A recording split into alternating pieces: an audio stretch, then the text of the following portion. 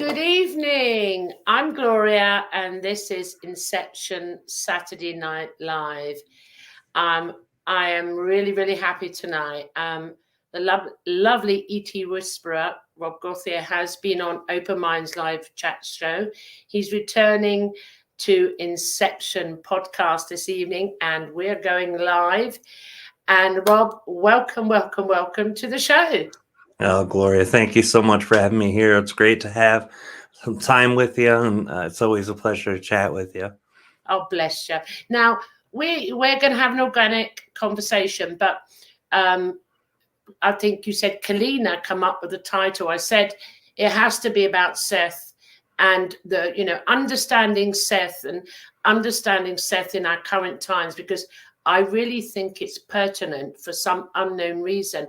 And Kalina come up with the phenomenon of the Seth channeling. So I'm just going to kick it off easy. So she says, what impact first has the Seth channelings, we will go collectively later, had on you personally, Rob? Well, at first, the Seth material was a reflection. It was a mirror that I had from my own channeling. When I first met Treb, there wasn't a lot of channeling out there. They had some Daryl Anka on YouTube and some Lee Carroll. And even though they had Esther Hicks, I didn't find out about them until after I met Kalina, and she's like, "What, you haven't heard of them?" And I'm like, "I haven't heard of nobody in this community, So I've bumped into it through conversation, and when I found it, I listened. And after I got a chance to listen to it, everything that Jane and Seth said together was exactly what Treb had been telling me for the last month, 2 months before, just in different terms, using different verbiage. So that's how I experienced it first. But when I heard the depth and the layering and the intensive forms of information that came from it, then it began to be much more for me. Then it began to be a way that helped me understand a lot of the things that Treb didn't have the language to describe, because he's speaking English with me telepathically, but he can only use the words I know. Yeah. And only focus on the things. So this also gave us a dialogue, and gave us a whole catalog of words to start using. And once he was able to use those words and then express, then it became not only something for me to understand every time I visited the Jane Roberts and Seth material, but also something that helped Treb's elaboration when he came through me physically, even higher and better and more extensive. So all in all, since I've stepped back from like visiting a lot of other channeling, the only channeling that I listen to anymore, unless a friend of mine is channeling and does some big event or something, then it's usually only Seth and Jane Roberts. And it's because it's intensive and everlasting and perfect, I want to come in there, going back to which really resonates with me, which really sort of coming in to my awareness of this past year, is you mentioned something that from the Seth channelings, even Treb, who, guys, I've fallen in love with, a guy in another energy person in another dimension or density, it even assisted Treb working on the co-creation. We tend to think as humans, Homo sapiens, that this ascension, or whatever you want to call it, this enlightenment, self-realization, I come from the self-realization aspect, it's all about the human. Oh no, we're now in that consciousness where even little old me is recognizing it is the advancement of the whole, not just, and I think, I'm getting goosebumps again. I think that's the Seth material for me was the foundation stone, and Jane Roberts for all that followed, including the amazing you, Seth, Aridif, and all the rest. How does that resonate with you? resonates greatly with me. I think the energy behind the understanding of that is an important one to have, and that's something that's came into my own realization in the last couple of years. Um, I can't remember. I think Treb is the one who said it to someone first. When listening back, I was editing a video. Excuse me, and they said, all right, Treb, well, thank you for helping us out all the time and giving us. And he said, you guys help us too. And they're like, what do you mean? And he said, and since then, Aridif and him say it all the time, nearly every time they exchange with a larger group of people. Something to the effect of throughout the night, you're asking questions, and we give you the reflections of the questions from our perspective, from your own higher self, and that lets you grow. And because we're looking at the parts of your consciousness that we never saw before, and because we're all one, we're actually looking at our consciousness that we've never seen in ourselves before. And at that point, they always say, we want to congratulate you for growing and expanding, and we thank you for the growth and expansion you're giving to us. And when I heard that the first time, I was blown away. I was like, that doesn't even make sense. How can we help you? I mean, it was the same for me. And I told you recently, I got this sort of like, would you go read Seth all again? And you again mentioned something there that resonated with me, is like how Treb explained that they start to see a different us, which then opens up a different them. I don't use the linguistic of channelers or Seth, but I know in the Seth material, and it's an area that I find fascinating, he talks about, we all think we've got this individual ego, but the ego dies, and a new one, ego dies, and it's a constant. And as we co-create with other energies, whether it's me and you talking now, you and Treb, or me and Treb, we are creating anew. We are in constant creation. And as we do that, if I've got this correct, please correct me if I haven't, we are creating the new reality. And we're now manifesting and bringing in to our individual and the collective a new creation of Gloria, Rob, or Treb, or have I got that correct? Have I understood that correct? Yeah, this is a tougher subject because it deals with time outside of a linear fashion. It deals with multiple dimensions, multiple realities, multiple timelines. But the way that Treb and Aridif kind of always described Aridif in more detail and mechanically, but they basically said that, each moment you're creating a new form of reality, and each moment you're shifting, and there's a very technical way that happens. And I think that that's less important than the fact that it is happening. It's happening, yeah.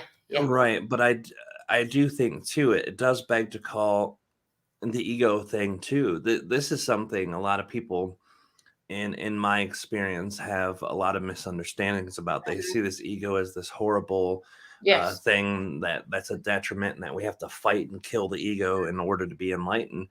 But the ego is actually just a part of us that's very animalistic. It's a part of us that says, I need to protect myself. I need to keep myself safe. When you walk across the street and on a highway where all the cars are coming all the time, the ego is the part that says, hey, you better stop and check both ways. So it's not always there to do it. On the flip side, when someone laughs when you walk in a room and you say, oh my God, they're laughing at me, that's also the ego, but it's there to protect your emotional self. Yes. And because we train our brains to be paranoid, or we use bad psychology and think the world is after us a lot, then of course the ego flares up and does things. But the fascinating thing about the ego that I think only Treb and Aridif I've ever heard them talk about, maybe someone else has, but the ego turns into something different when we evolve. Yes. Like the animal part of the ego is the animal that looks both ways and gets scared, and the human is when you're laughing, someone laughs in the room. But when you go into fourth density and fifth density and sixth density, the ego starts becoming instead something that lets you identify yourself singularly as a consciousness, opposed to the collective that you're so deeply a part of. So like Treb and Aridif's race, when they have a thought, everyone has access to that thought. When they want to know what's happening on the other side of the planet, they can just tune into the beings that are there and know. But when you're that tightly bound and connected with a bunch of people, if you don't have something there that keeps your individuality, then you just become hive mind. And that's not, I mean, you can experience that way in a collective, but it's not preferable if you want a singular consciousness exploration and journey. Wow, that was beautiful. I mean, what I love about doing my shows is, well, my orange analogy. Here's an orange, cut it in half. You have half, I have half. We're both experiencing the orange, but we experience it totally differently. I love it, and I love, you did that more eloquently than I ever could. However, how I don't have a problem with the ego. When I teach in my groups, I always say the ego is my friend, and I'll give you an example how I now use when a thought comes up or something, and I go, oh, thank you, wow. Oh, wow, where did that come from? And I start to giggle. There is no friction no more. I would never, you can't stop the thoughts. You can't. And you should never be complacent, be vigilant. But I find the ego, what you label the ego, because it's me and the whole being is me and it's fine. And it pop up. I don't know. Someone could say something and a thought will come and I go, gotcha. Wow, thank you. And I'm giggling. So I've never seen the ego as, something to get rid of.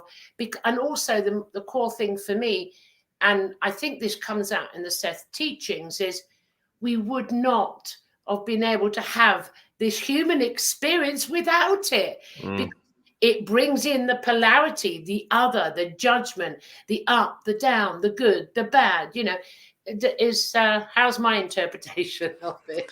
No, that's perfect. It's beautiful. The ego thing is built into every consciousness available, and it's just built into each one differently.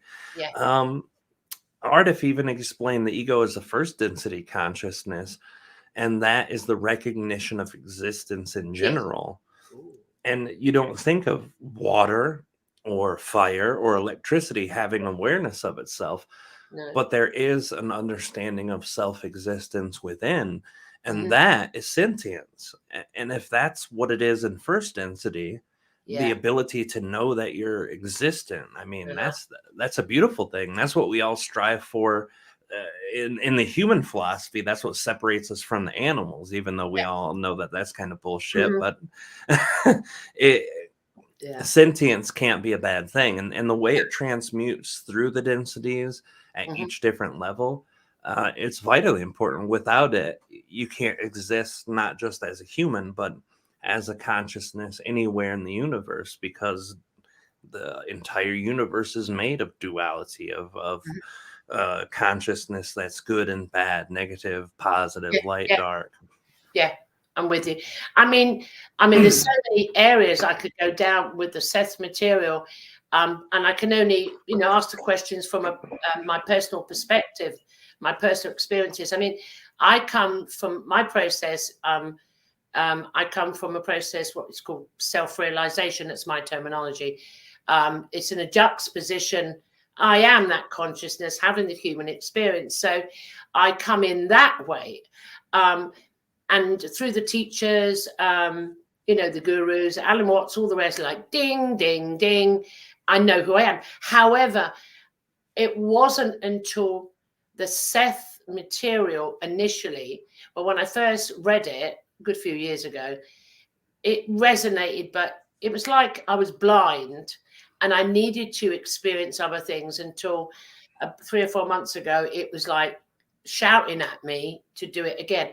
And I went back in this time audio, as I've stated, because it's just so much to go back into, and it was like 20 hours in total. It was I went day after day listening and stopping, pausing, listening, and light bulbs were going everywhere. Now, I've got to, why I'm raising this part of the Seth material, there is so much in there, okay? Yes, I've heard Aridif. I've heard Treb as much as I can. Bit of bias there. And I can't help it. I'm not the only one on the planet that just adores this energy. But in your channelings from Seth and Aridif, even though you're articulating it, or your linguistics are slightly different, or grammatically, it's the same message. Now that's coming from me. You can say that because you're the channeler, but that's coming. And you know what? It also is the same message from self-realization. When I mean, before channeling come in, I was self-realization. That did it for me. So for me, on my journey, it's like I put these breadcrumbs ahead of me. You know, here's your self-realization. Ooh, I'm a wicked away. Oh, you fuck. You need to learn how to, you know, get through the levels.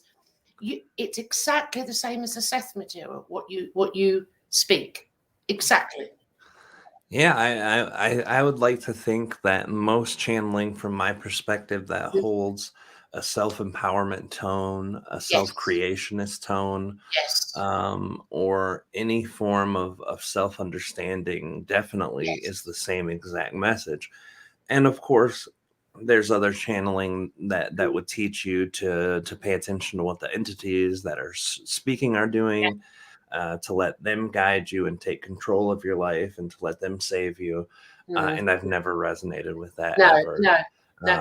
It's yes, a no. Yeah, no, it's the channeling that I always tell people, you know, for me personally, I would stay away from that if I were you. When people ask, of course, rarely do I go campaigning against other things, because I realize even bad channeling or channeling that's resistant or teaches resistance still has its place. People go through different things, and they, you know, people have to go through religion before they find atheism, and atheism before religion. So absolutely. I mean, it's a step. I mean, I was an atheist due to childhood. Anyway, don't matter about that. But then I went through every religion in the world. I was a Christian, I was a Muslim, I was a Buddhist. I went through, you know, I'm old enough to do it, guys. Okay. I went through a lot. Yes. So I always see, you know, I have listened to others that call themselves channelers, and others that they find it their truth. And from my neutrality, I say, you as a conscious being, you chose to experience that. That's your free choice. So I can't judge it. Because how many humble pies have I ate over a lifetime? You know, I remember one experience. I mean, when I found this love God, it was coming through the religions, and believe it or not, the religion that really opened me up to this unconditional God of love was Islam. I started to research Al-Ghazali, all the mystics, and, you know, the Sufis and Rumi, and it resonated that I couldn't have a judger. Yeah. But when I got to self-realization, and then obviously it so resonates with the Seth material, I remember going for an experience, and it started top down through the body. Call it what you want. Some people say Kundalini. I don't really care what it is, but I experienced it. Most powerful thing in the world. And as it was going, and it hit my heart, yeah, and I could hear telepathically, let go, allow. And then somewhere they brought up my love of this God up there, yeah, who I loved with and let that go. That's a belief. And I'm going, I was crying. I can't do it. And anyway, eventually I allowed, let go, and I'd never felt so much joy. But I understood experientially what the Seth material was speaking about. Mm. So this is my segue in. I want to ask if curiosity didn't kill the cat. That's a lie, a belief system. Curiosity is good. I want to ask you, this process that Seth in his book, or Jane's book, The Nature of the Personal Reality. In this book, for me, he takes every step to go like I've just gone. Because I experienced that experientially, I was able to grasp it as into what it meant. Do you understand where I'm going with this? And then I'm going to obviously say, well, you're doing it too. But if we could hold it on Seth for a bit, was there anything in the Seth that in the nature of personal reality that really got you, that really, like I did? Yeah, and I'm not sure, a lot of these mix together, and I've listened to audiobooks of them all. If it's the one I'm thinking, the one that William did an audio excerpt from about viruses and pandemics and things of that, I can't remember if that's the exact one or not. If it was that one, it was hugely important for me to hear. That even when you're dealing with the most forms of the medical self and the personal self and all those things that happen, how much your own consciousness plays a part of it. Because I always understood you create, and I understood disease comes from, inside out or contractually needing an experience. But when I heard about the pandemic scenarios of how those are usually manifested from groups of people not having what they want in life, or not having the things that they feel everyone should have, and that it's like a mass protest, that blew me away. That made me rethink a lot of things that I thought I understood. And this was, a decade after channeling. I mean, this isn't something that just, popped up early on. And I think that's the other thing I could say about the Seth material in general, is that whatever it gives to one person or another, whatever level you can receive it at, there will be something for you there. And even if you can comprehend nearly none of it, there will still be a sense of something important being there. I remember Kalina would tell me stories about when she was young, how she would see that book at her parents' house and just really try to dive into that. And it took her until she was older to do so. But even then, she knew that there was something important there. And that's instinctively, intuitively as a child. And even though she has always been plugged in rather well compared to most people, it still says a lot when a child's desiring that. And I remember the first time hearing the entire audiobook, like all of Seth Speaks, The Eternal Validity of the Soul. It just changed every aspect in the way I saw everything that I had compared to what me and Treb had talked about. It didn't just cement those things in, it created whole new pathways that went well beyond. And the new self-creationism. New pathways, new creations, and what Seth talks about, new manifestations. I mean, I suppose really after all these years, I'm just really coming into the realization consciously, the power of the Seth material. I mean, over the years, everyone goes, yeah, I read Seth. Yeah, I was one of them. Hands up. Yeah, I read Seth. I'm just like you. But really, there was no depth. It happens a lot. Trust me, it's still happening. But the fact is, but that's okay, because why that's okay, and you shouldn't judge it, and I don't judge myself for it, because I've also come to learn, and you've just sort of touched upon that, is when I read Seth the first time around, because I showed up to read it, that's it. That's it. Even though I didn't think I absorbed, I showed up. Does this resonate with you? Yeah, absolutely. It's something, and that's kind of what I was alluding at. No matter what level you're at, it always has more for you to understand. Even to this day, the last time I listened, I think, was about a year and a half ago. I usually listen every year, every 2 years, to my favorite book, which is the Seth Speaks Eternal Validity of the Soul. Yeah, that's my favorite. Yeah. Yeah, it's the most in-depth and the most Yes. comprehensive overall, I think. And Yes. every time I listen to it, I understand something better. I understand something from a different perspective. Yes. And part of that is because I myself am a different person than a year ago or 2 years Yes. ago. Yes. But it's also an encoded form of information. And this is something that you don't get in a ton of channeling.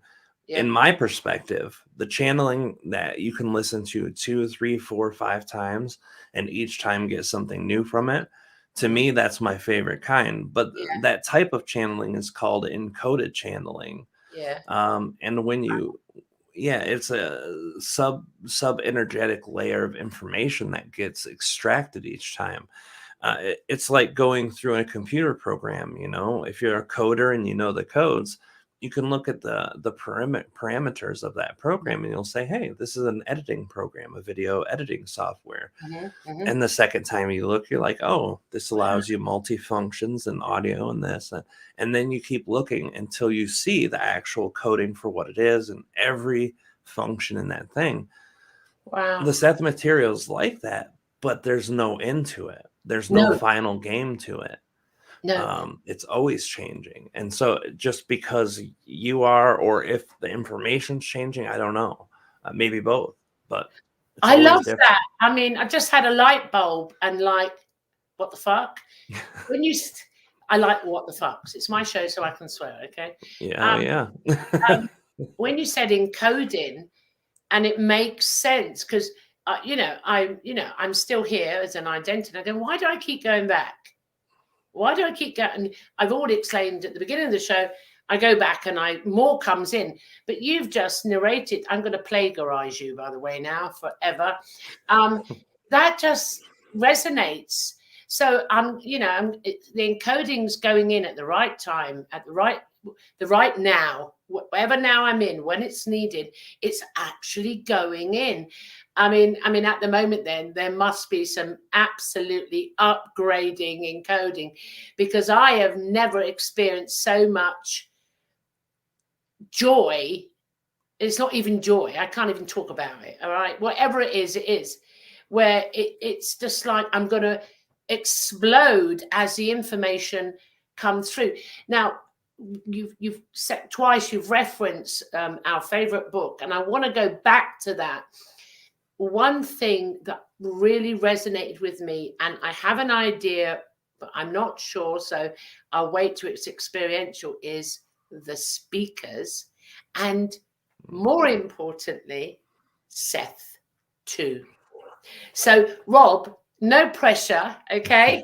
Can you talk about your awareness? I know you love me. You don't mind doing it. It's all about me, guys. It's all about my reality. Can you talk about the speakers? And for me, when I hear from Seth, the speakers, I feel this reverence. I can't explain it. But Seth too, it's the only word I can. Energy is like high, like omnipresent, or go for it. Tell me about the speakers too. Yeah, the speakers are a built-in part of Earth Collective, and the function of the speakers is to never lose the information, the truth, the absolute knowledge of oneness and the absolute knowledge of creatorship. Yeah. We see it come through in waves because a lot of people say, Earth is a place for growth. And although that's true, it's also a place for cycles. Yeah. And cycles have come where humans have been the most, consequential beings on the planet at the time, opening up technology. You go back to pre-Atlantean, you go back after Atlantis in the fall, you go back to early Anunnaki intervention. We have peaks where we are 1,000 times more knowledgeable than we are now. with Yes. technology, with inner and outer technology. Yes. And you go to these places where a lot of consciousness is experienced compared on an average basis of human. Mm-hmm. And then you go back to places like now where, we hit that crescendo of Mm-hmm. lowness, and now, well, the crescendo of high, and then go back down to low. And now we're diving back upwards and we're going towards more consciousness. Yes. Then you've got the caveman days where no one could write or read Yeah. because the consciousness was lost after another DNA manipulation. Yeah. So all of these cycles exist. And in the, excuse me, in the time that we lose the information on a collective level, the speakers is the mechanism where the collective consciousness produces a being who enters as an incarnation, physically manifest, a being who remembers, who doesn't have any filter, who, when they're born with it, they don't have to go through that losing of consciousness, losing of memory, losing of understanding from the last life. And a lot of the times, these beings are very powerful, prominent figures like Jesus, like Krishna, Yeah. like Muhammad, like Yeah. all of these people who taught the truth. And Yeah. even though people boo-hoo at religion, before that religion was changed and retranslated 100 different times, there was a context in all of those that are similar. And that is that you have a relationship with God, that relationship is important, that your soul's everlasting, and that you too can be where we are. Krishna said that, Jesus said that, a lot of speakers said that. So it's that truth. And whatever the cultural influence is, whatever the filtering systems are, it will come out through different links and wavelengths. But I mean, for me, always a speaker, and I love that terminology. That's why I'm trying to use energy personalities instead of ET, because I'm trying to change my language. I don't know why, but I am. It just doesn't resonate because it all has context and belief systems in it. So I'm trying to really, absorb as much of Seth's linguistics to expand me. So the speakers, I mean, one speaker, no matter, even when I was an atheist, all the way through, even when I entered Islam, one speaker was this entity, Jesus. I could never conform to any dogma in any faith. I was the biggest rebel going. I was searching for this love. And I remember saying, I'm searching for the truth. But one speaker was Jesus. And it's amazing when and I studied all comparative religions academically, believe it, I did everything. I went round the houses. I got bored, I suppose. Never mind. I was waiting for someone to catch up, and I was waiting for now, actually. I've been hanging around waiting for now. Anyway, but then after going through the self-realization, through the Seth material, moving on, learning, and then finding Treb, finding Rob, I love you, and Kalina, and the princess, well, the robber, and Jeremy, I do. But however, all of that sort of fell into place because everything I'd studied in the comparative, Abrahamic religions, I'd already identified what Seth is like, this coding you're talking about. It was in all of the major religions. I was even a Buddhist for a while. I was a Zen. All what Seth has stated.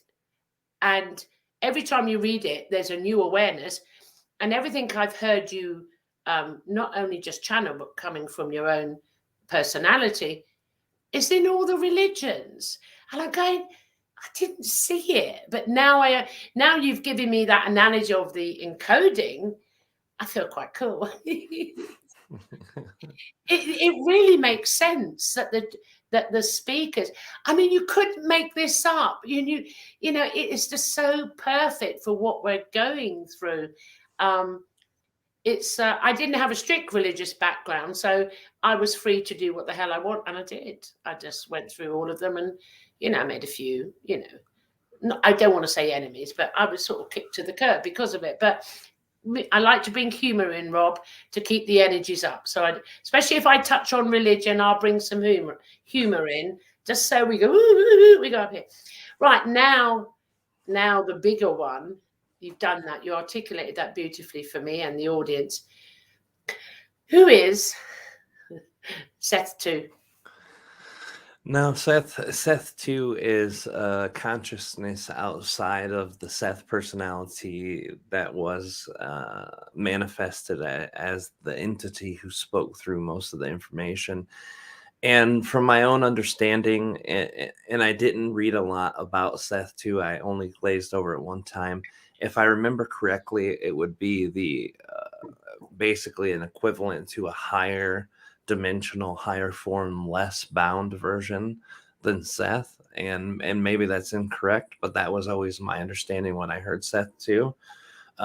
So it was the same entity as a different fractal of consciousness, or as a different focus of consciousness outside of the Seth that was communicating with Jane, who he called Rupert and Robert, and communicated that way.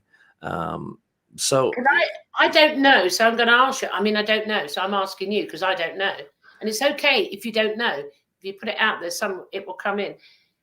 Yeah, I think that's my best understanding, and I could be incorrect in the way they shared it, but it always felt to me they were trying to show the level of multidimensionality in every consciousness, not just human consciousness, but even multidimensional consciousness. Yeah, to connect us. I mean, that part I did get. I mean, I did think the Seth 2 was like maybe a speaker, but not in the physical form. I don't know. Yeah. But it seemed to have, the Seth 2 seemed to me to be unbounded, unfiltered. And, and I thought, well, there's no wrong or right. I'm exploring this as we should be. So I sort of see it as a speaker, but who knows who. But the Seth 2, I like, again, your analogy. What you've done is what Seth has been teaching, is it's not just an awakening or remembering for the human, and a learning and an evolving for our individual limited consciousness, not watch what I say. It's also for these other conscious energy personalities as well. So you've just reinforced that again, and it's twice. Once you can say it's a coincidence, twice is synchronistic. Gloria's down that road. I'm on it like a car bonnet. But for me, seriously, my reality now, Rob, is this co-creating. It's not just co-creating with other humans, like me and you now are co-creating. We're manifesting, and it will materialize how and when it needs to. Or we're manifesting a new Gloria and Rob. We're in the process, and we may not become aware that one's gone, and here comes Mark 2 billion for me, more likely, than how long I've been hanging it. But this is a really crucial point that I think in the now we're in, and if we go in linear time today, that we are in this period where, how can I put this? How does this resonate with you? We are now not just co-creating with each other through the law of attraction and all the things that go on once we've done some of the work, you know what I mean? But we're now doing it with these energy personalities. And they are so eager because they're evolving and they want to evolve. Does that resonate with you? It does very much. I don't think any consciousness that manifests itself in or out of a body ever wants to slow down or stop. I mean, the human mind will tell you, oh yeah, I've had too much. I've got to call it quits right here. There's only so much learning someone can do in a day, that type of thing. No. Even in slowing down and breathing and taking space for yourself, you're still expanding and growing. You're learning something about yourself. The introspective versus the retrospective versus the outerspective, all of those things drastically different, but they all come back into the same thing. It's meant for our experience, for growth and expansion. And with these consciousnesses, entities, beings, personalities, energy, personalities, whatever you want to call them, they're just like we are in that way. They're a desired consciousness of co-creation. This is kind of what I've heard from day one from Treb was God, all that is oneness. The only way it could ever expand itself is by dividing itself, by not knowing itself, and then rediscovering itself that way. So, I mean, these higher dimensional beings, they can connect with other consciousnesses on their planets or whatever energies they're from, but those are tightly bound into the oneness that they are already. So when Treb's like, hey, to the other Treb, is like, hey, how's it going? There's not as much to learn there as there is from connecting to an Alpha Draconian or a human being or a Denebian. I mean, these are way different archetypes. So the drastic difference is what teaches, just like here on Earth. When you're doing the same thing every day, you're learning, but you're learning in a circle. But when you say, you know what, I'm doing everything the opposite of what I did today, or doing something that I never expect to do, you learn so much more. Absolutely. I mean, again, you've done it again. You must be psychic. You've got to be psychic. Well, you must be psychic. You've touched upon another aspect, and as you were talking, I wanted to scream out, because I got so much excitement. It's just unbelievable. It's all coming in, and like, the recognition you've just touched upon, the recognition, the potentiality. We are them. What they do, we are just coming into the knowing of. I mean, I have my little analogy. I love analogies because it's just who I am, being me. We're in the Harry Potter School of Magic. We've got the wands. Here we go. Don't fuck up, please. Be careful. Be careful. I won't be kissing any frogs. Trust me. I've mastered it. No, I haven't. But it's the recognition, like they say, love yourself and all that. You go through that process and, dropping all the human concepts, the ideas we have about ourselves. And that's one, I think, major thing to experience, when you go, oh my God, I can feel this love. And then you have an experiential knowing, oh, that's me. That's one thing. But when the now we're in now, the energy that's just is, I can do that. I can do that. And for me, I have beings, and what do you call it, third eye, what eye, but they're here. And I know they're not physically smiling, but they're smiling, going, yeah, you can. But it's the same teachings as Seth, and it's exactly the same teachings as the speaker, Jesus. Is it not? Did he not say that? Yeah, I think in alignment with anything, and I can't say it for everybody because I know there are certain people who kind of block the experience of that self-interaction or the external self-interaction. But everybody who's open to exploring that, I think you're absolutely right. Anybody who's open to having contact with their own guides, with entities that they perceive internal or external, beings who are just trying to communicate anything for the sake of communicating, it always comes back to that same exact source of information. That speaker manifest is the truth or the possibilities and probabilities of existence in general. The speakers come with no division, with unity, and all the consciousnesses that are more developed than we are, or even those that are equally or less developed, they have that in them too. And the only way we see it, just like the way we see it in each other, when you love another human being, you see more of yourself in that exchange.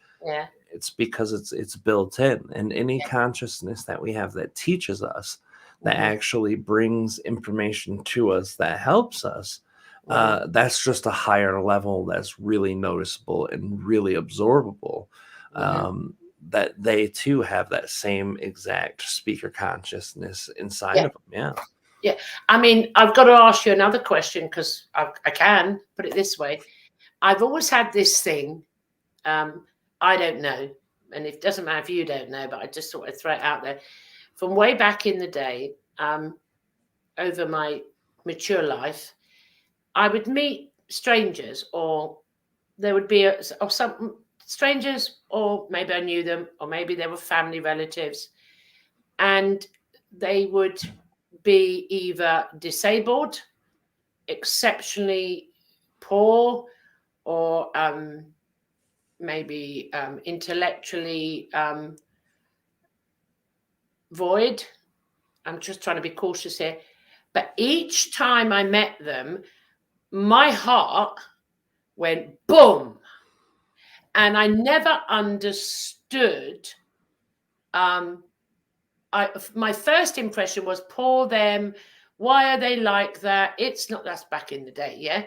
But I still, even though I had that empathy, yeah, but something opened within me. And then as time was going on, and there was I was traveling abroad in a very hot country in North Africa, and I met a gentleman you wouldn't want to go near, but for some reason I've had an intuitive thing. He's a bit like an angel.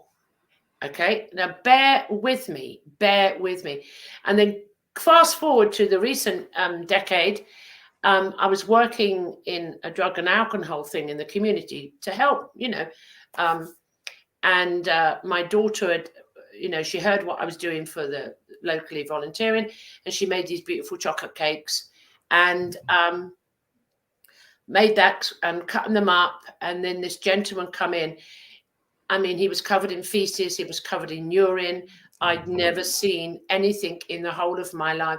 He was coming towards me because I was handing out chocolate cake, and he was smiling. He was crying, and he was miming thank you. And the mind come first. You'll get a disease. That's one. Yeah, I recognized it. And then another voice said, believe it or not, what would Princess Diana do? I have no idea who said that. And my heart went out. This man, covered in everything, put his arms around me. I hugged him genuinely. His gratitude went down. But I thought I just touched an angel. Now, the reason I've sort of given this, build up of this narrative is, Rob, the question is, at last, he says, do you think the other beings that have come in to play, the disabled, the poor, the ones covered in feces, do you think they're like speakers in disguise? What do you think? That's actually beautiful. That's a very interesting thought. I never had thought about it until you mentioned how you experienced these people and just instantly felt love. Yeah. That's a whole different form of teaching. I mean, this is something I learned from my son. Being my son taught me to love him specifically. But after I fell in love with him, then my heart opened to all of those beings who had disabilities or had problems. But I always, regardless, been attracted to social misfits. Yes. Homeless people, crazy people. That's the labels they get. Yeah.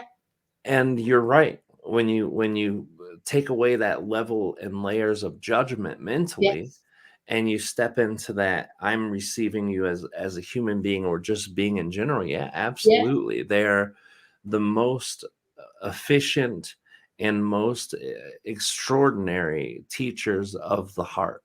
Yes. Absolutely. They are speakers of the heart. I love that. Yeah. I mean, I don't, I mean, it just comes in. I mean, it's just going on in my head, but it's like, because they're going, remember, I get like this, I've got so much coming in. But that to me, And I thought, the only one I can ever ask is you, because of the nature of your channeling with the energy personalities you channel and everything. And I thought, well, and Seth talks about, how, they will kill him if they come out in public back in the day. I wasn't around back in the day of Jesus, all right? It's not true what you heard about me. Mind you, I have in a vision been with him. I must admit, I have been with him in one of the dream visions I have. But apart from that, then for me, I think, well, you can't. They keep killing them off. So it just came into me that maybe these are the speakers, the speaker to the heart, because the main message, and correct me if I'm wrong, that I'm really, because my heart is like, I'm so fucking happy. Blame Treb. It's obviously Treb and the rest of course. Obviously Treb. He just makes me grin. It's this love that you feel for them, your heart. You can't have malice. You can't have, even when I was a child in the experience and going through torture and the experiencing of torture as a child and all the horrific things that were done to me, I had this love. It was always there. And I remember it because I used to think, why do I love? Look at my reality. And I could never get it. But later on, I think that was my, I don't know, maybe my foundation to start to recognize. And every time I worked with children and disabilities, I worked with victims of serious crime. That was my job in a career. I had this, it just, and I never knew if they were a speaker or not, an angel, or I'd say angel back then. So maybe they are. Yeah. So, you better say nice things to Jeremy. Okay. Well, the consciousness behind these beings always has an angelic presence. What an angel is, that's for, I guess, everybody to decide on their own. But that form of consciousness teaches better, more directly, more specifically than anything or anyone. And I think that's a beautiful way to see it, at being a speaker of the heart, something I never even would have considered before. Oh, I've lost Rob. I've lost Rob. Hopefully he'll come back in after that one. As Rob said, the speaker. So I'll say hi to Kalina. I've lost Rob. Ask him to come back in. Hi, Jessica. Lions Garden, I'm going up. Victoria. Canadian Awareness, hi. And anyone else in the chat or watching and not in the chat, I'll just hang on for a little bit to see if Rob comes back in.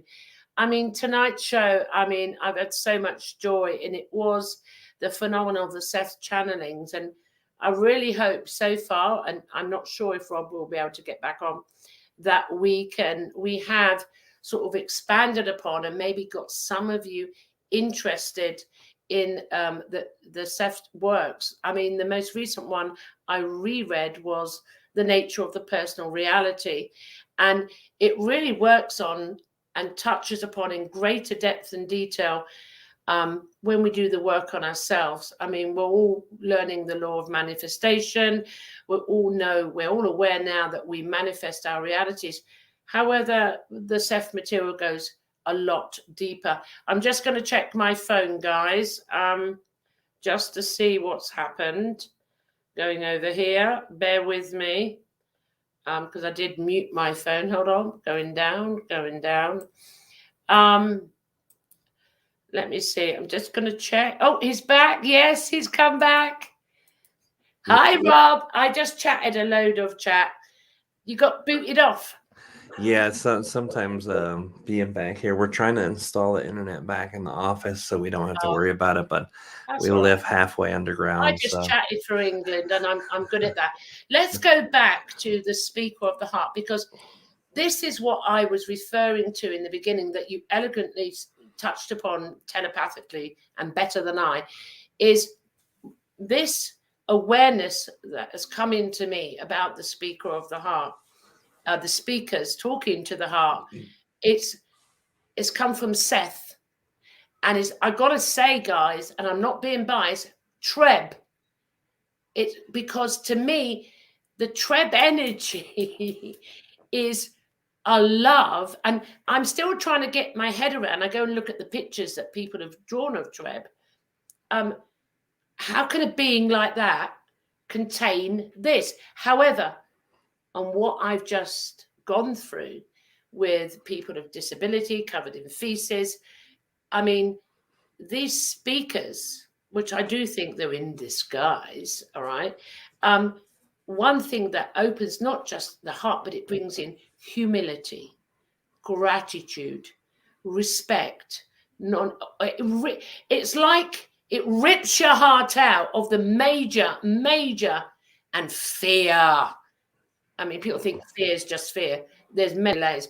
It rips that out, and then you spend the journey going with little threads. Oh, I forgot about that one. Oh, does that resonate with you, Robert? Or Yeah, absolutely. That the energy of a being like Treb, who's kind of love centric, or a being like these people who have disabilities that you just feel this love emanating yeah, from. yeah, When you feel it that strong, it can't exist in the same field of energy with yeah, fear or with anger. This is something too that I was told at a very beginning part of my relationship with Treb, that there are basically two forms of energy that exist in the universe, and that's love and wisdom. yeah, And I was like, don't you mean love and fear? He's like, no, fear is just a disconnection from love. So there are two emotions that you can have, yeah, and that's fear and love. And I was like, well, there's hundreds of emotions you can have, yeah. jealousy, anger, excited. Mm. He's like, but they stem from love and disconnection of love or fear. Ah, So that's why I think that we experience when we do connect with that, and then we yeah, have that disconnect with those fears. It's like a shadow can't hang out in a room full of yeah, candles. yeah. You know what I mean? I mean, So you could also, this is just coming spontaneous. I can also now take that what we've just discussed to when the things we say about ourselves. Hello, I'm stupid, I'm bad, I'm fat, I'm ugly, I'm tall, I'm short. So or we have a disability, a physical disability, and it opens the door excuse me, to have that same speaker of observance on the physical, as to love. Not when I say love, to fall in love with a disability, I don't mean it subjectively like that, but do you understand what I'm trying to say? So as you reflect that out, we manifest, as Seth says, what you put out comes back. So it follows without any hard work on yourself, no dark nights of the soul. If your heart is open and you're recognizing through people with disabilities, whatever, blah, blah, blah, covered in feces, that's not, impoverished, tramps on the street or prostitution or anything, and your heart opens, then anything your ego, your friend, had found wrong with you, it would then flip that out, and you would then have compassion and mercy. Why don't I have, the whitest hair? Or does that resonate with you, Robbie? It would come back in. oh, absolutely. That's the one thing that I feel is something that we don't perceive enough in ourselves. Yeah. The reason why we hate or angered by or uncomfortable around any other person, Mm-hmm. whether it's something to do with the way they communicate, or whether it's the way they look, or the things they say and believe, it's because there's a part of us that's either wounded to that, or a part of us that is that, and we judge that part of ourselves. Mm-hmm. That's why we sit there, with people. Let's say, for instance, the prostitutes, they get judged tremendously Yeah. by society. Well, that's also the part that everyone inside themselves fears, that either their sexuality is messed up, that they're think too much about sex, not enough about sex. Yeah. Then you have the people who are homeless, and that's representative of the fear of losing Yeah. control of your environment, losing your stability, losing your finances. Every layer. Disability, do you lose your health? You could lose. So these are representations of yourself anyway. I mean, all consciousnesses are always a representation, but when you see them in that terms, and either the love that's open for it is there or not, it's always going to be a reflection. The thing is, when you can see it from that open-hearted place, then you just went and healed all the shit that's wrong with yourself anyway. Absolutely. I mean, I remember years ago even going into self-realization, from Alan Watts and all the rest of them, and how many times I was told, Muji, it's simple, and I'd sit there going, yeah, fucking simple for you. It's not what do you mean fucking simple? And it's not. I was a real complainer. They got fed up with me, I'm sure they did. And then, but now, because hindsight's the biggest bitch ever in the human experience, it's so simple. I mean, it is so simple. It's simple. And I can't express it any more than that. And, and I'm thinking, God, I was a right knob, weren't I, back then? You know what I mean? Fuck was I? But I can laugh at that. But it's every time you have this recognition, even on the show tonight, I've got the ET Whisperer here. If you just show up or watch this on the replay and show up, zap, the encoding's going in. I love that. I just plagiarized you. I plagiarized you. They weren't my words to start with. They came from somewhere else anyway, right? Oh, well, there you go. You can have fun with it and play the game. As we come to the last part of the show, Rob, there's going to be obviously human questions. Sure. Everyone, I keep getting asked, and I ask myself and I can only go from experiential data. For me, it's my truth. And you are the ET Whisperer, so I'm not going to give up this opportunity while I've got you. Most of my experience here, I've been shown by these beings, through whether you use the word abduction. I've gone off with them and whatever, and things have been done, and I've been given visions and all the rest of it. There's no timeline on it. However, that there is, and most recent ones are the objects I told you about earlier on. I just had another recent one. Let me try and articulate this. Everyone's out there waiting for a disclosure, okay? I've always said, as an experiencer, I am the disclosure in my reality, okay? And so is everyone that's experienced this now. But let's stick with me. But it's really good that outside it's being reflected where they are now coming out. You don't joke about it no more, put it that way. And everyone's seeing UFOs in the sky, basically, and experiencing energy personalities. But the point I'm coming to with this is, I picked up in the Seth book, Seth Speaks, the Eternal, that one. I picked it up in there, and it resonated with what I've been shown.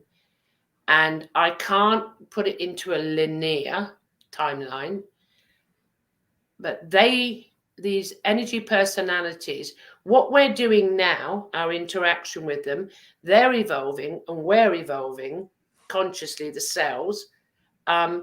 We are now manifesting the new reality where they come into our physical 3D they're in, because we've raised in, or we go into their, whatever you want to call it. But you know what I'm trying to say, yeah?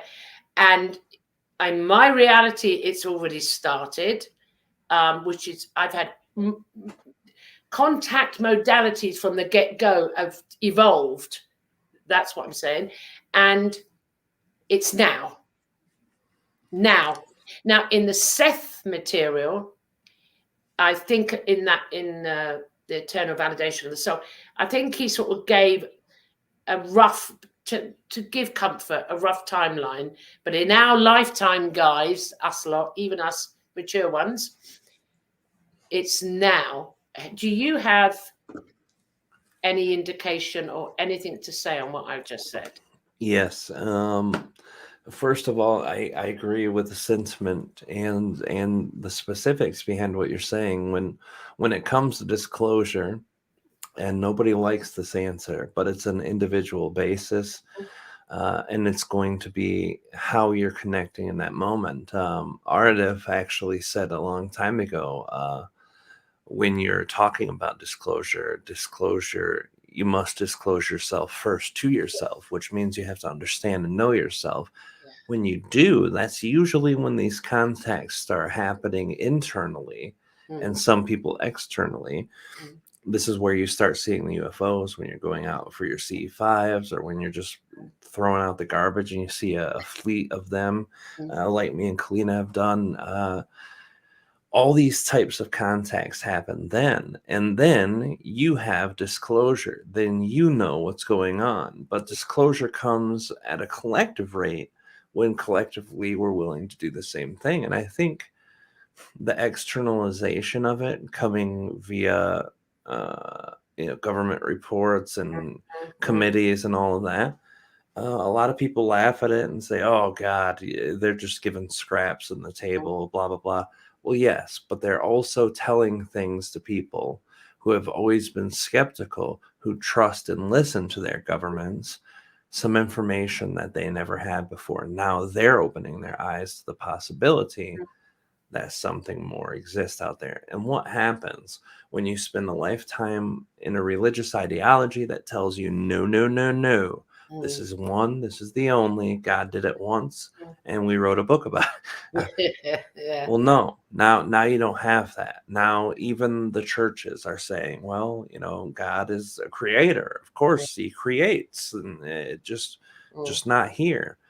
So now we have the open door, which gives permission for other people to search. Yeah.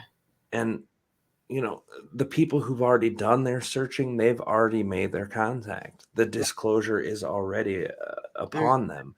Those who are willing to start looking now, disclosure is upon them. They are in the midst of it. So you're right. It is now. It's been now.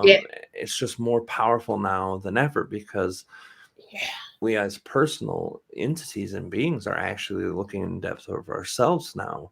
Yeah. And that was thanks to the world falling apart for the last 3 or 4 years. Well, It really forced it's that been button. a blessing. It's been a blessing.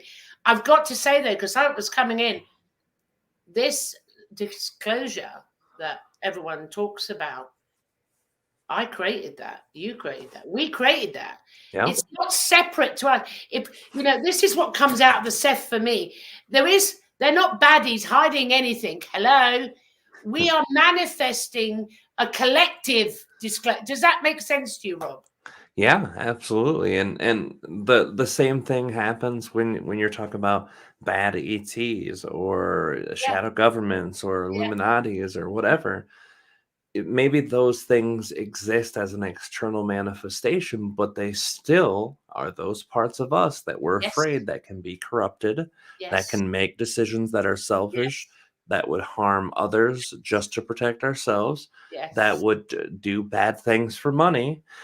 All of those things. It's either the part of us that we fear or the part of us that we know is there that we hate. And it will always be externalized and reflected in a way that's very real to us and very tangible to us, but also will start disappearing out of our life once we handle our shit internally. Yeah, I think that's the core basis of it. And this is why I think the other book, The Nature of the Personal Reality, I mean, Seth Speaks is just mind-blowing. But if you want, my favorite. If you want to do more of the work on yourself, and I've just gone through, it's an audio book. I've just picked it up again and started listening. I'm a good few hours in, a 10-hour stint, I think, again.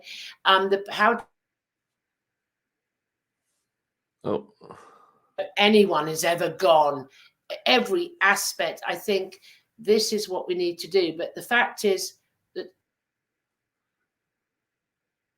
have this awareness that, let's just stick on the disclosure. I created that. That means it's working. I'm manifesting. And you, in your reality too, you created that. You're manifesting. And this is, I know it's like we've spent so long, as we should do, we were meant to, have this conditioned, limited comprehension, you know. But when you start to, I think, realize really, truly who you are, you may not be able to label it, because I have no idea. I can't really label it.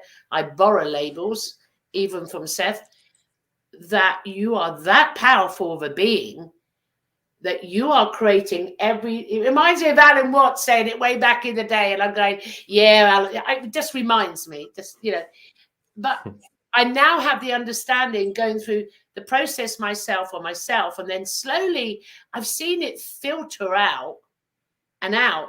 But going back to the Seth guys, Seth material is where you need to go. Or Rob Gauthier, the ET Whisperer.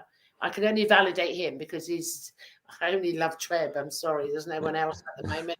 I don't cheat on energy personalities. No, it's now I'm seeing the whole, and it doesn't matter what they do, because so I'm and when you realize you're creating it, it's like, wow, what a journey. It's happening now. It's now.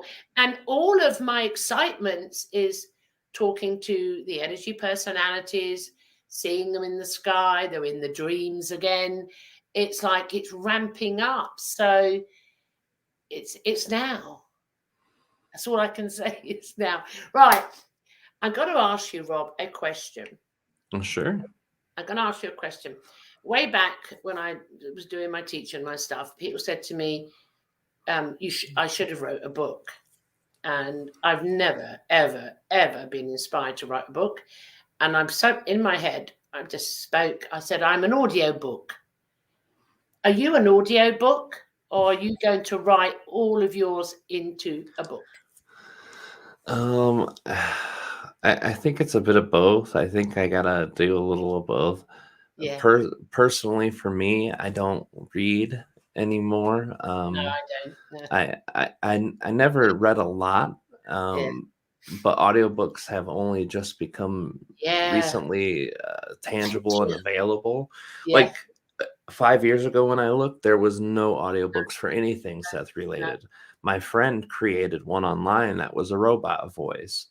And I don't like robot voices. Yeah, most people don't. I could tolerate this one just because it sounded more human, but that was still 5 years ago. Yeah. So now people are excited and get paid to do their voice on a book. Yeah. And now, you know, we've got audiobooks. So I've done more audio reading in the last 5 years than I have in a long time. Yeah. With that said, though, I also do appreciate the art of the written word and have done a lot of books with other people. I myself personally will probably never do one on my own.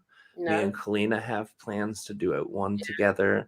I might do one or two with Miguel Mendonça, who's an amazing guy. Yeah. Oh, I've had him on the show a good few times. Yes. Yeah. He's amazing. And I did a chapter on his book, and he also co-authored one with Sheila Seppi, which I did one with her too. So I might do one or two with them, but Kalina and me will do one for sure. And I think it'll be both. I think we're going to transcribe the audio from the channeling. So that means we'll have Aridif's direct voice and the written word. So.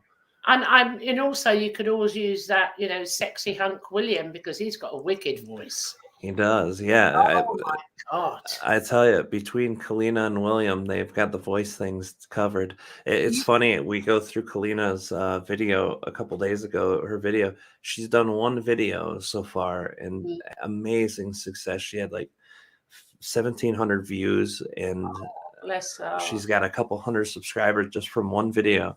Yeah. And the number one thing we keep popping up saying is, "Oh my God, your voice is so amazing. It's so sexy. It's so nice." Yeah. And I've always appreciated her voice. I know I'm biased just because I love her, but no, you're biased. No, I mean, I love William's voice. When I'm talking to him, it's different. But when I hear him when he's narrating something, like the link you sent me with Treb and that, and he asked Treb the question. his voice is like mesmerizing. He Oh, has a radio voice. That's why he did so well with broadcasting for he so did. long, because He he's got that does. sexy man voice. Yeah. But I tell you what, I gotta say, guys, shout out to Treb. Treb, yes, Treb's. I'm in love with a multi-dimensional energy personality, and that's what I forgot to. It's just come back in again. You know, with like the likes, I don't know, with I don't know, I can't say people, with other energy personalities like Treb, because of, as you have shared numerous times, that when you first experienced Treb, you were like shit scared, you know, oh my god, fear, because of his appearance, a bit like the man with the feces all over him, yeah. But then after's come the love. Do you think that Treb and others are just sending their energies out, the ones that are different? I'm trying to word this politically correct here. So we get used to the energies first, and we don't have to experience what you experienced the first time around. What do you think? I think that that's probably the case with most beings. For me, my personality type and the way I was living my life back then, Yeah, it was always a shit or get off the pot, or jump in with both feet, or do or die. yeah, It was always everything or nothing at all. And I think I had to experience it that way to make it catch my attention. Um, I think now, though, especially where more people are open and more consciousness is available to more people on a collective level and singular level, I think that that's probably the way it's working. That it's consciousness from these personalities for majority of humans is a very subtle thing. You have to learn to receive it in a way that you can understand or feel if you're not accustomed to it, or if you're not looking for it really deeply and really strongly. Um, but with that also comes extreme powerful consciousnesses. So yeah, I think you're right. I think there is a lot of more gentle leanings and yeah, like a leading yeah, instead of that blunt force punch in the nose. yeah. I'm with Yeah. you. Oh, get off antivirus. I mean, because I'm hearing in my groups and other people that in like deep meditations, beings are starting to appear Mm. numerously now. I mean, I've always experienced what you call the greys, the big blue ones, mantis. And when I've never had a negative experience, that was part of my journey. I've just never had a negative experience and about any of it. And there was always, I was always ready for out of familiarity. So that was my journey. But I hear of others that, you know, oh my God, oh my God. And so then I work with them about perception and fear base. And, you know, I mean, but reptilians, come on. I mean, if you see it, I mean, yeah, I think it was said on Jimmy's show, you see a crocodile saying, you're going to run. But I think what you've done, Rob, with reptilians, as Seth's had his, you know, Jane Roberts had her area, you've opened our consciousness and started to dissipate. This is just my truth. Our fears, you're laying them, our fears, yeah. That I'm sure when because consciousness is not just us, it's everything. When it comes into the one, Mm. is when they appear, whatever dimension we're in, it's irrelevant now, that we will be more open. Because I always say, because I want to see, I say, careful what you wish for. As I've seen it, I mean, when they come and they're up there and in your bedroom, I mean, and the things that they can do, and you're floating out of a wall, and you're, you know, if you haven't got your perception or your conditioning out the way, you're going to experience something you're not going to want to experience. So you see where I'm going, I'm going with this. Oh, absolutely. I think you're 100% right. It's kind of almost par for course for being a human. If there's something you're ill prepared for, Yeah. um, and you have to face it, that's one thing. But a lot of time people aren't even aware that they have to face this. And I think that's why the gentle touch goes even further.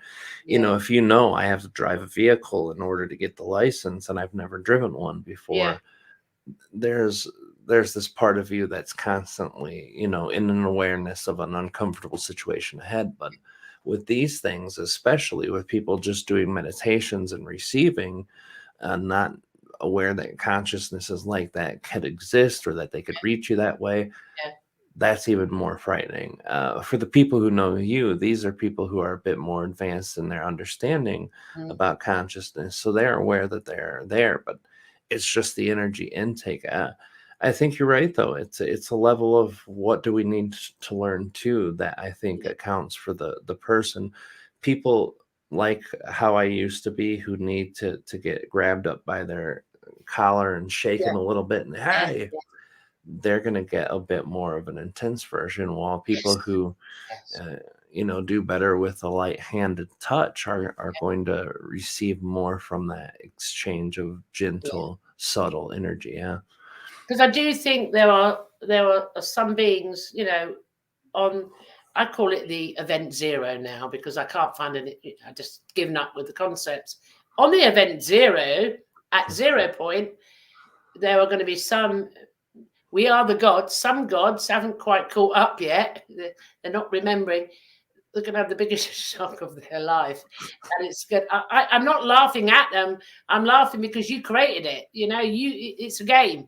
But there is I have to respect the serious side of it for those that, there's laybys. We're all coming in together, but. And when in my groups, and I say you really need to open up and allow. You have free choice, but if you want to, again, if you choose, Seth says it, choose. You can choose that. You can choose if you want to choose. I mean, Rob, come on. If you tell me, put it this way, analogy again, Gloria, don't put your hand in the fire. You're going to burn yourself, all right? Well, if you're telling me I have a choice. Well, no, I don't really want. But knowing me, I would put my hand first just to feel the heat. Yeah, I would. That's just my personality. But it's something I feel like everyone I talk to, it's not just me, and I'm getting it from other, like yourselves or show co-hosts or guests. I don't like to use the word, but there's an urgency, an excitement. Does that resonate with you at all? Yeah, absolutely. The shifts of energy have been happening so fast and so furiously on Earth for the last, almost 2 decades now, compared to what it ever has. Yeah, I think there is a sense of urgency. From what Treb and Aridif both have shared with me, the 2012 was like a peak of energy, but there was a 9-year cycle before and a 9-year cycle after, which puts 2021 at the end of that cycle, which means 2022 is the beginning of a new cycle. So right now, being a higher dimensional cycle also means we're creating at a faster pace. And that's where I feel the urgency is there. People started realizing how quick we can shift things on a personal level and on a collective. So it's almost a rat race to like, how are we going to fix this the quickest? And we better make sure we don't mess it up when we do. Well, it's a responsibility. I mean, everyone's telling me, and I experience myself, you think it's there. Yeah. So wherever you put your attention on, and sometimes I'm thinking about something, I go, fuck, no, erase that. That's what I do. Backspace. Because no, didn't mean that. But it's not just me, because I created this. So there's a 3-second rule with the universal law. Oh, he's gone again. Don't worry. I was going to say a good night to Rob because we had come to the end of the show, but he may pop in to say good night. We'll wait and see. I hope so, because I want him to hand out his links and thank everybody for being here. Please, from the discussion me and Rob's had tonight, and I get carried away because I can't help it. He's such a beautiful soul, a beautiful energy, and I love him and Kalina and the children to bits. Is if you can resonate with anything me and Rob spoke about, take it. go on your own journey, look for your own truth, what resonates with you. If it doesn't resonate with you, just put it to one side. But I'm going to say, if you watch this live, or you come and watch it on the replay, you've turned up. You've turned up for the event. And on that fact, something is going to shift in your reality. So allow it, trust it, and let it go. So I'm going to say good night from Rob Gauthier. He's lost his internet again, but we've done an hour and a half. Bless him. And I want to thank you all for watching Saturday night Inception Live. I'm Gloria. Until the next time we speak, it's bye from me.